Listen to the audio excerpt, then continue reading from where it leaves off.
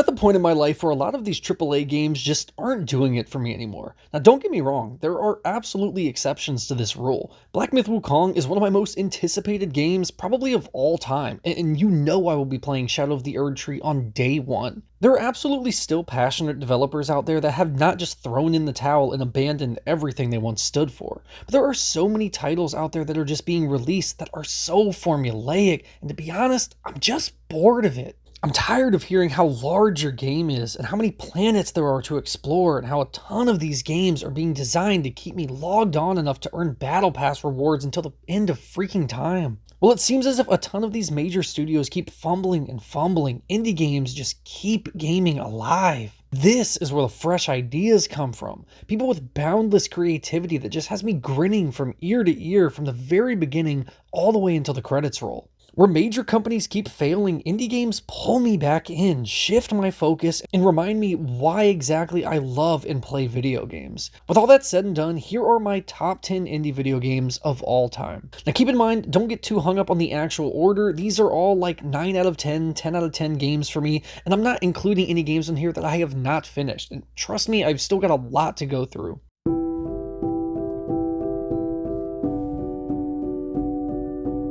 Well, this didn't make my top 10, I felt it was important enough to at least mention. Valiant Hearts: The Great War will always hold a special place in my heart because this is one of the first indie video games I ever played that made me kind of sit back and realize games didn't have to be these huge blockbusters with million-dollar budgets to be amazing and impactful. Valiant Hearts takes place during World War I and is a 2D side-scroller where you take control of 4 different protagonists, each having a different role to play during this war. It has decent puzzles and stealth sections in the midst of fantastic storytelling with real emotional weight. I remember being so heavily invested in this story, and I was emotionally destroyed by the end of it. It gave me a very similar feeling as Telltale's The Walking Dead Season 1, and that's just something I will never forget.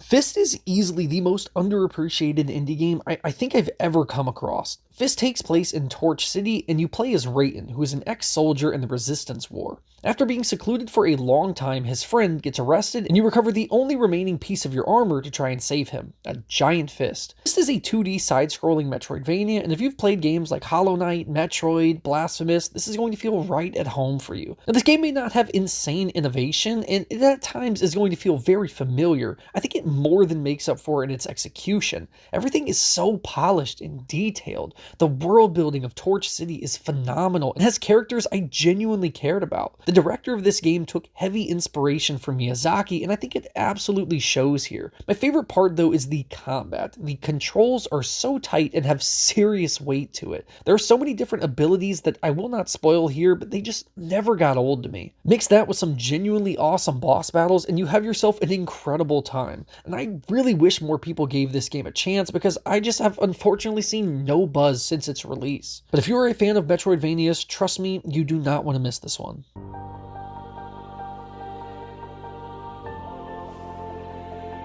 As someone who loves Souls games, Blasphemous just checks off so many boxes for me. Its art style, world building are absolutely breathtaking. Such a wide variety of enemies in a world that is itching to be explored. If it isn't obvious already, I'm a pretty big fan of Metroidvanias, and this one is just too good not to put on here. I do love the first Blasphemous, but I think the sequel is better in almost every aspect. Now, much like Souls games, the story is very meek here, and it's more about atmospheric storytelling than actual dialogue. Now, don't get me wrong, there is absolutely a story here, and there is some dialogue, but it's not why I love this game. The visceral combat is only enhanced by the new weapons added in this sequel.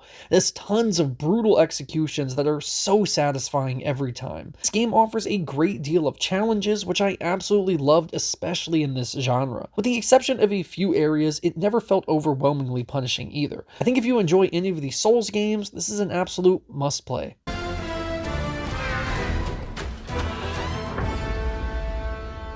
It has been 3 years since the release of Death's Door, and I still think about this game on a frequent, and I mean very frequent basis. I think it hit me so hard because I had absolutely zero anticipation for this. I remember seeing it on my Xbox and I was just intrigued by the art style, and it was enough for me to purchase it. Have you ever had one of those moments in a game early on where something just clicks and happens and you realize you're just probably going to be in for a magical experience? Well, that is exactly what happened here. As soon as I stepped into the Hall of Doors and the beautiful soundtrack started playing, I knew I was about to experience a masterpiece. And it turns out I was right. Death's Door is an isometric hack and slash with Souls-like elements. You play as a crow who is known as a Reaper to go and collect souls for the Reaping Commission headquarters. I thought this idea was absolutely brilliant. Having Reapers work in kind of like this office space, it's amazing. The art style is absolutely gorgeous here, and it just fits the world so well. So many different unique characters and enemy designs that I was just left enthralled throughout my entire playthrough. I've heard people say before that they didn't think the combat was too good, but I have to wholeheartedly disagree. I found it to be super enjoyable, and you get many different weapons added throughout the playthrough.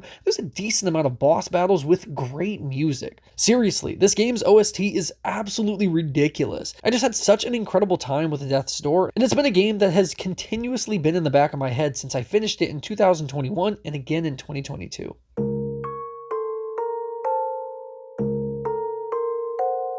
Little Nightmares is just absolutely brilliant. It has remained and probably will always remain in my top 10. I am lumping both 1 and 2 together because, to be honest, they just feel like one complete package. This is just one of those genius type games because there's no actual dialogue in either of them. But I remember my jaw dropping specifically at the end of the second one because the story was so impressive. They have such a way of storytelling without using any actual words. And when it comes to environment, this game is second to none. Talk about a horror game that can be downright disgusting. Whether it's the environment or the creepy boss battles, Little Nightmares 2 will always have you at the edge of your seat. No, there is no actual combat in this game. This is more like a really long game of hide and seek. But there is something just so off-putting about the idea that you're never really defeating a lot of these creatures, but just prolonging the inevitable. The Maw is such a raw and unique place to explore, and Six is the only person who has no idea what's going on. I also watch a lot of horror movies, and jump scares are just so boring to me. It's mostly a gimmick obsessed with the idea of instant gratification rather than the long-lasting horror that stays with you. Little Nightmares, while having some minor jump scares, opts for that long-lasting horror.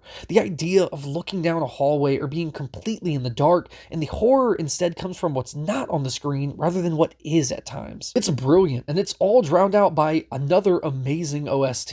You will probably notice some kind of theme for all the games. I love having memorable official soundtracks. It's often overlooked, but I think it is crucial for creating a long-lasting impression, especially in a horror game.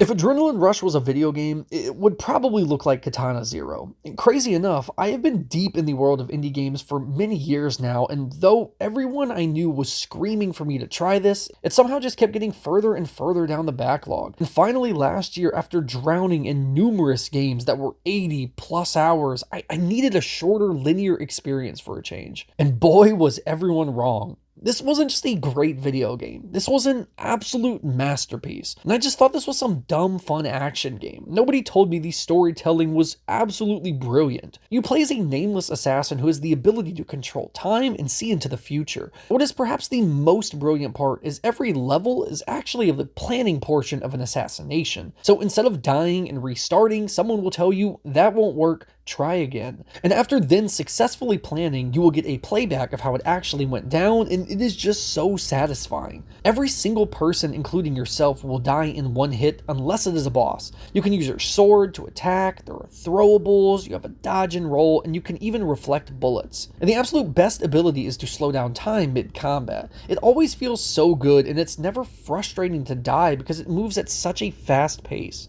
And with the exception of a few times, I never felt like I was cheated. It was almost always a mistake on my own part. And you will never guess it, the OST is an all-time banger. Satisfaction is the only word that comes to mind when you finally get that perfect run with everything timed to the music. I could go on and on about how absolutely incredible this game is, but I think you should go into this as blindly as possible. It's just an experience that has to be had, and if you've been putting this off, I need you to check it out immediately. This is one of those ones that just, again, cannot be missed. Is there anyone out there who isn't a fan of Kung Fu and doesn't like to feel like a badass? Genuine question, because I'm not sure such a person exists. You know the scene from John Wick 1 where he's in the club and there's this incredible music drowning everything out while he takes on 50 guys all by himself? That's this entire video game. Sifu is an exhilarating action game that came out in 2021 and so quickly climbed to be an all-timer for me. This game was developed by Slowclap, who, if you didn't know, also created Absolver, which is another incredible game with phenomenal hand-to-hand combat. And this game takes the best elements from Absolver and dials it up to 11. There is a simple revenge story here, but again, that is not why you're playing it, because the combat is the absolute star here, and I am not exaggerating when I say this is probably the best hand-to-hand combat system in any video game ever. Beating people up has just never felt more satisfying. You can use just your hands if you'd like. There's bottles you can kick up to throw at people. You can use the environment, brooms, bats, you name it. And it all finishes with the most incredible takedowns that just had me laughing so hard because of how cool it was. Now, I think a lot of people were put off by this game due to the difficulty, because this is a roguelite, which means it is inherently difficult. Every time you die, you restart from scratch, but of course there are permanent unlocks to make this easier over time. Now, where this game is really cool and unique is that each time you are defeated, you gain age. And if you choose to get back up, you will continue right where you left off. And every time you age, you will do more damage, but you will also take more. And you only completely restart when you reach, I believe, age 65. It is such a cool concept, and when I first played this on release, there was no difficulty setting, but that has since been added. So if you wanted to check out this game, but you're not particularly good at roguelikes, I think there has never been a better time to check out Sifu. You see, this is what gaming is all about. You see, we are in that absolute 10 out of 10 masterpiece territory now. I'm talking completely flawless top to bottom. Cuphead is an absolute star and a certified must-play if you even remotely like video games. I could spend hours and hours talking about the brilliance of the hand-drawn animation. Every frame is so meticulously placed, the character designs, the bosses, special moves. This game is a true work of art, and that cannot be said enough. This is one of my favorite looking games ever. This game is nothing other than a boss rush. You have the occasional run and gun missions, but even those are optional. Combine that with an array of weapons and special moves and the addition of co-op, brilliant. I also love the difficulty in this game as well. It's not completely impossible, but it's no walk in the park either, and I think it threads that needle perfectly. Another amazing thing is every single boss is multi-phase, and it ranges from small changes to catastrophic. I'm also a huge fan of the boss battles not having health, because the stress and anticipation that builds up when you know you are close to the end is exhilarating. And when that bell inevitably rings, you feel like you can finally breathe. And you will never guess what the icing on the cake here is. The Cuphead OST is from the gods. This is that absolute masterpiece level stuff here. I don't know who cooked this up, but they need every raise possible. The variety is absolutely insane, and it just never got old once. And all of this insane value for the base price of $20. And after the delicious last course, this could have easily been sold for $60, and it would have been worth every penny. Again, we are in the must-play categories now. If for some reason you have never played this, I beg you, grab a friend and a few beers, you will have the time of your life. I always thought it's hard to make new friends. Supergiant Games has been known by many in recent times from the insane success of Hades, which is absolutely deserved, by the way. Long before that was even announced, I knew this company had the sauce from a little game called Transistor. You may be wondering why I have this up here and not Hades, and while I think both games are phenomenal, this one just speaks to me in a way that Hades never did. Transistor was also one of the earliest indie games I ever played that finally made me look deep into this studio and how they could create such magic, and thus began my obsession with indie games. Even beyond all of that, I genuinely know there is an incredible game here that is far overshadowed by Hades. The only thing I really believe future titles have on this is its combat system. I don't think it's remotely bad. I found it very enjoyable, but I do believe it is better in a game like Hades. But my god, the storytelling is the reason I stayed. These guys have been masters since the beginning. You play as somebody who used to be a singer who can no longer speak, and while you play the game, the songs she used to sing plays, and it's just indescribable. Preparing for this video, I re-downloaded and booted up Transistor, and as soon as that title card hit, I got chills down my spine. That is how much this game means to me and has impacted me over the last decade. It takes a special game to stick with me for that long, and I promise Transistor is that game. Darren Korb, who composes all the music, is working on levels unseen in video games ever, in my opinion. There is nobody, and I mean no one, doing music in video games quite like this. It's completely dynamic in-game as well, and I promise it is something that just has to be experienced. For the sake of this list and not having half of it be Supergiant games, which it easily could be, I just opted to go with my favorite of the bunch, but trust me, I highly recommend all of them. They are all must-plays. For anyone who has never played Transistor or any of Supergiant's games before, I envy you.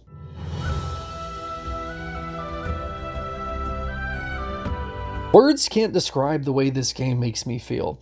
I remember the first time I played Ori and the Blind Forest, I was completely enthralled, and as soon as they announced the sequel, I knew this was going to be a day one buy for me. There was only one problem. I didn't own an Xbox, so I did what any reasonable person would do.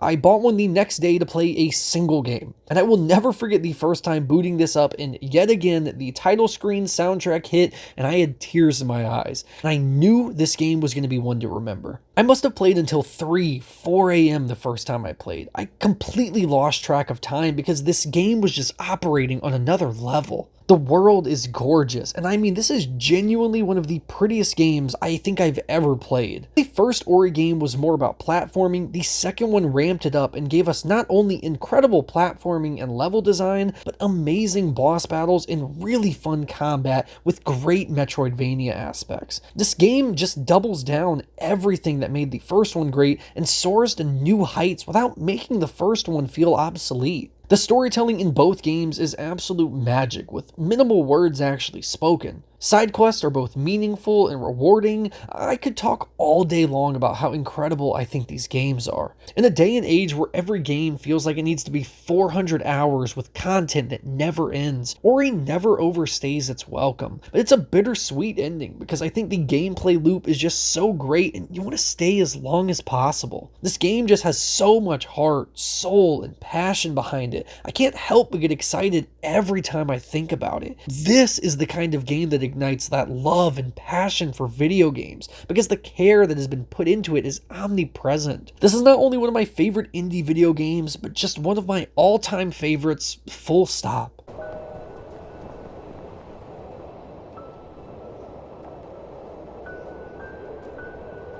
I have to express how wide a margin it is from the number 2 slot and the number 1. And that is zero disrespect to the other 9 games on this list. I think they're all immaculate. But I don't even understand how a game like this exists. We have games that cost hundreds of millions of dollars, taking multiple studios, years to develop, and they charge $70 a pop. And they are not a fraction of the game Hollow Knight is. This game was made by 3 people and it cost $17. There are numerous free DLCs with well over 60 hours of content. And if you didn't know, Hollow Knight happens to be my favorite video game of all time. The art style is absolutely breathtaking. The world of Hollow Nest is breathing with life around every corner. This map is ridiculously large and just has so much to offer. But the absolute star here is the combat. My God. What I love about Hollow Knight is it has this simplistic looking combat system that is easy to follow, unlike a game like Dead Cells where it is extremely hard to tell what is going on, but it could not be more complicated. I feel like everyone's Hollow Knight experience is relatively similar, because I wasn't feeling too good about the combat system for a while, but then came that Mantis boss, and everything clicked. I have never felt more in tune with a game's combat system. Everything just kept getting better and better from there. The movesets, the different abilities, charms, the pogo attacks, and this combat system was just magic. And please tell me why this small game has 47 bosses, and I don't think there is a single bad one. This game is also chock full of lore for people who really want to delve into this world and explore all the side content it has to offer. And trust me, there is a ton of optional content. And for the last time, this OST is absolutely insane. The first time entering the City of Tears is just an experience. This is full stop the best Metroidvania of all time, the best indie video game of all time, and just one of the best video games ever made. Team Cherry deserves any and all praise that they have gotten, and trust me, I am knee-deep into the Silk Song is never coming out jokes, but you better believe I will be there day one regardless, because this team is just operating on a level AAA developers can only dream of. This is exactly what video games are all about.